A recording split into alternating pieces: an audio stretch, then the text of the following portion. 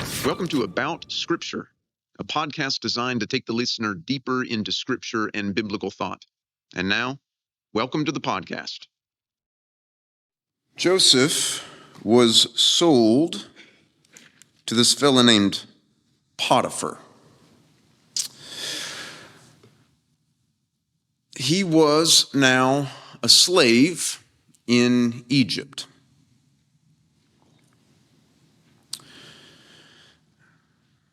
And Genesis 39 is the chapter we're going to be looking at today.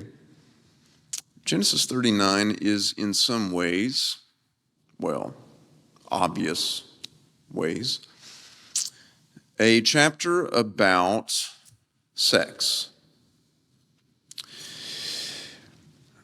It is a pretty common story for someone who owns slaves to have sex with those slaves. Now, if you read much in 19th century, let's say, American literature about slavery, you will run across this fairly frequently. If you read Frederick Douglass's narrative of the life of Frederick Douglass, his autobiography, he talks about this.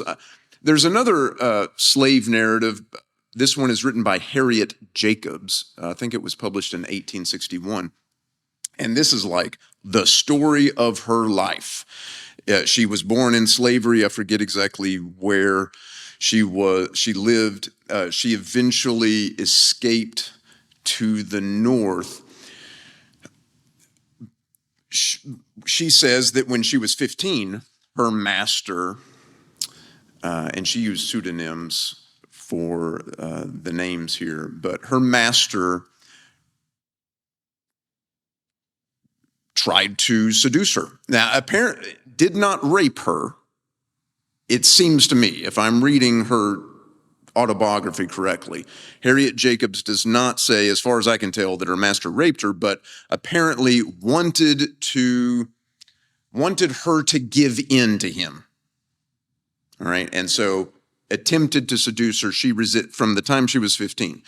She resisted. Eventually, she spent like 2 years in hiding in think Anne Frank, except way worse, because she was in an attic, but like the attic of a shed that was like 2 feet tall or something. I mean, the way she describes it, it's like she spends 2 years basically lying flat on her belly in this attic in order to escape from her master, who just wanted to have sex with her constantly. And eventually, when she had a way to the north, she got out of that attic and escaped to the north. But that was from the time she was 15. Of course, I mean, if you study anything about Thomas Jefferson, you'll run into Sally Hemings and the stories there. Now, it is less common to read stories about,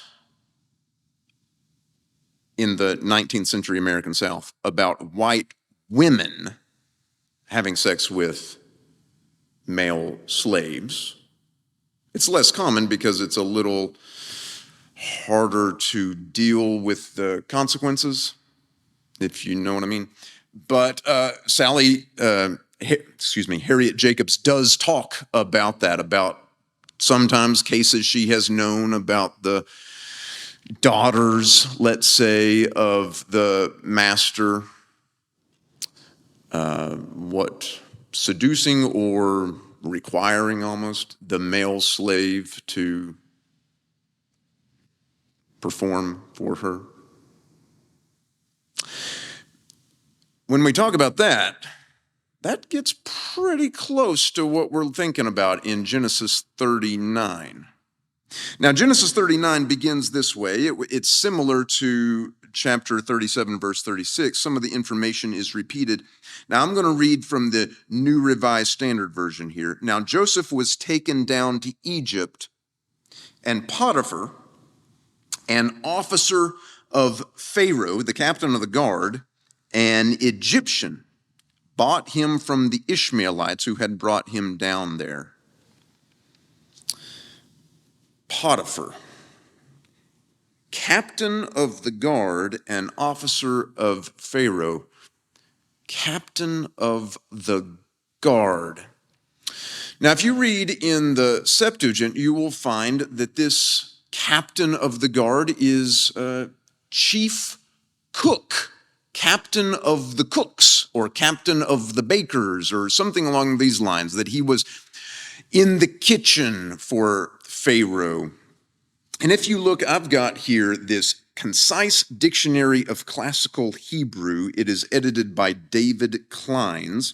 And if you look up the Hebrew word here, captain of the what? The tabakim is our Hebrew word. If you look this up, he'll give a few different definitions. One of them is cook. It means cook, he says in 1 Samuel 9:23. So maybe Potiphar is the chief cook for Pharaoh. That is also, I believe that is the way it is translated in Jerome's Vulgate.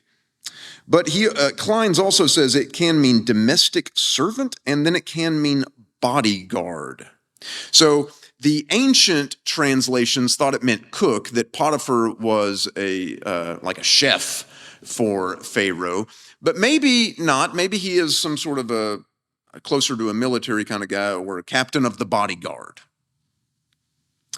The point is, we don't exactly know what that word means, and it has been thought of in different ways. Philo, who was reading the Septuagint, Philo, an ancient Jewish commentator, reading the Septuagint, which I say it in the Septuagint, it's chief cook. Philo talked about how Potiphar was in the kitchen all day long and, slaving over a hot stove and things like that. He describes Potiphar's work in that way. But you know what? We also find that there is disagreement on the other description of Potiphar here. He is, according to the New Revised Standard Version, he is an officer of Pharaoh. Now, this officer, here our Hebrew word is saris. And if you look up saris in Kleins's Dictionary of Classical Hebrew, let us see. You will find that he divides it into three possibly different words. But he first says it means high official sometimes. And then he says down at the end of the entry, rarely, he says, it means eunuch. Now, I'm not going to describe to you what a eunuch is. I'm going to rely on your prior knowledge here. But that's interesting. And in fact, once again, we find in the Septuagint that it is translated actually with the Greek word. Our English word eunuch comes from a Greek word that is eunuchos, eunuch basically in Greek. The Septuagint translates it as eunuch. Potiphar was a eunuch of Pharaoh. The Vulgate does the exact same thing. He's a eunuch. Now, I will say this Hebrew word appears 45 times in the Bible, and 12 times it appears in the book of Esther, for example. And I think, as far as I know, all English translations render it eunuch in the book of Esther. You remember how in Esther, eunuchs perform a lot of functions in that book. Every time you see it, it's this same Hebrew word that we're dealing with. I don't know if Potiphar was a eunuch, if that's what the author of Genesis is meaning for us to understand, but a lot of ancient people thought he was a eunuch. You might, if you think through that for a moment, you might think, that's weird, a eunuch with a wife? That's strange. Philo thought that. Philo said, what's this eunuch doing with a wife? And Philo didn't know what to do with it, so he, as Philo is wont to do, he allegorized the text. He was a eunuch in the sense that he could not generate wisdom, is what Philo said. That's what it meant for Potiphar to be a eunuch. It's allegory. But other ancient people noticed this as well, that Potiphar was a eunuch, and that he had a wife, Eusebius of Emesa. This is not the famous church historian Eusebius. This is another Eusebius. This is a Eusebius who actually knows Semitic language. He grew up speaking Aramaic, and so maybe he doesn't know Hebrew at all, but it's pretty similar. And so he's relying on that knowledge. This is Eusebius in the 4th century. He says the Hebrew, he's talking about the Hebrew text here. The Hebrew, however, really speaks about a eunuch. And how does he say that he had a wife? According to the Hebrews, it should be understood in this way, that it is a matter of a position at the service of kings. If one is not married, one cannot obtain this position. That is to say, what Eusebius is saying is that Potiphar wanted a high position in the court of Pharaoh, and it's sort of like required to have a wife in order to have that position. So he took a wife to get ahead in life. It's a business proposition. And for this reason, although he was a eunuch, he had a wife, and the passion of the woman gives evidence of this. For if she had really been the wife of a man that was intact, then she would not have quarreled thus with him, says Eusebius. One more ancient tradition on this line. In the Talmud, this is rabbinic literature, we read about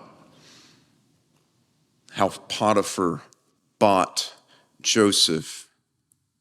Now you remember I said that it was very common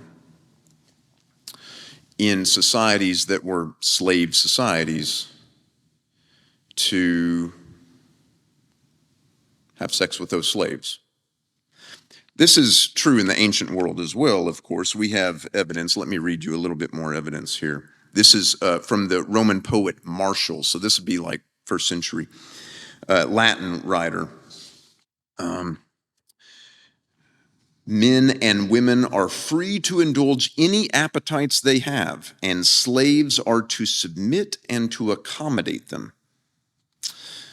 Did you hear? Men and women are free to indulge their appetites with their slaves. In fact, in one particular passage, Martial imagines a male slave owner whose 7 children by his wife are all actually from 7 of his slaves. Now, of course, he's just making it up. This is a fiction, but it also represents a legitimate fear on the part of Roman male slave owners. Earlier than the Roman period, in ancient Greece, we have Demosthenes, the famous orator, actually saying, we have a particular brand of woman, heterai, for pleasure, female slaves for our daily care, and wives to give us legitimate children and to be guardians of our households. Now, I said that there was this ancient rabbinic tradition in the Talmud that comments on how Potiphar bought Joseph. You remember how ancient people are with regard to homosexuality. That extremely common. Just read, what should you read? Plato's Symposium, which is this work in praise of love. That is to say, the Greek word is eros. Plato and Socrates and other guys sit around praising the eros and their idea of sort of the most perfect species of person that you could have sex with. It's like a 15-year-old boy. Okay, so there's this ancient rabbinic tradition that this is precisely the reason Potiphar bought Joseph. It's in the Talmud. Jerome knows the tradition. He passes it down as well. He says Potiphar bought Joseph, according to this Hebrew tradition, to service him sexually. And according to the rabbinic tradition, it's actually because God didn't like Potiphar doing that God is the one that cursed Potiphar so that he became a eunuch after that point. Well, that gives us some I think, ways of thinking about this chapter that conform to some ancient conceptions, both of sex and of slavery. And so we are familiar with this chapter. We know that what happens with Mrs. Potiphar, that she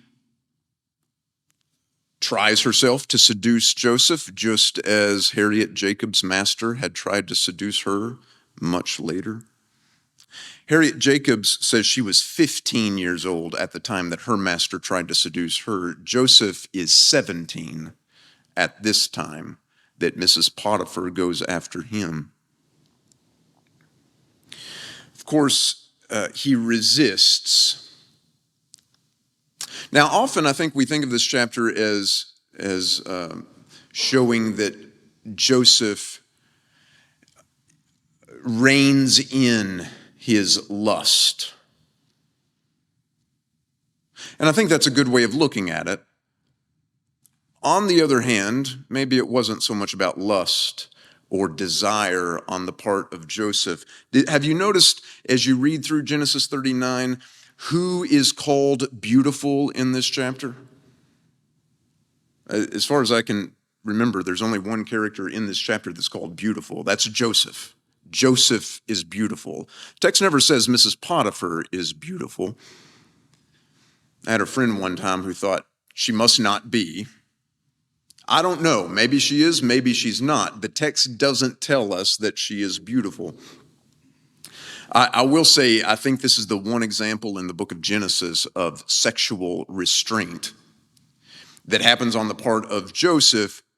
I don't know if it's a chapter so much about him reining in his lust. I do think it is a chapter showing his aversion to danger. He was in a dangerous situation here. He resists Mrs. Potiphar's advances. She accuses him of rape, attempted rape. That's the plot of To Kill a Mockingbird. Joseph was 17. M.Phil was 14. Now, I don't want to talk about M.Phil because it's too awful, but you think through the comparisons. Joseph at this time